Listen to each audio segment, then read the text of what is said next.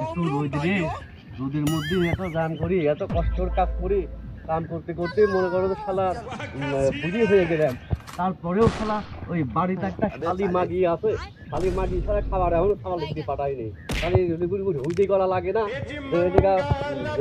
তার বাপ হচ্ছে না মাঠে গেছে কাম করবেন, খাবার দিবেন, যাই দেখি খাবার খাবার মাবার দিয়ে আছে নাকি কিরু লাগে গেল, এত গরম পেরেশানি হয়ে গেলাম দেখতেছি।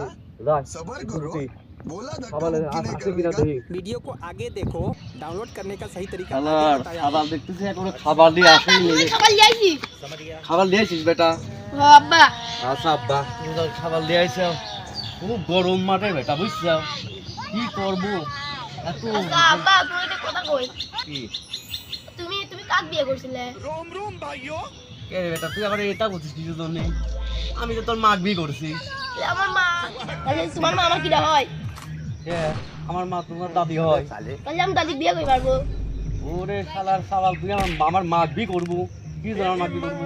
তাহলে তুমি তুমি হলে যে আমি তোমার বিয়ে খাইছি, হ্যাঁ তাহলে এখন তোমার মা। তার মানে তুই কবি চাচ্ছিস যে আমি তোর মাক বিয়ে করেছি, আলিয়া তোর মার বিয়ে আমি খাইছি, তোর মা আমার বিয়ে খাইছে, তাই না?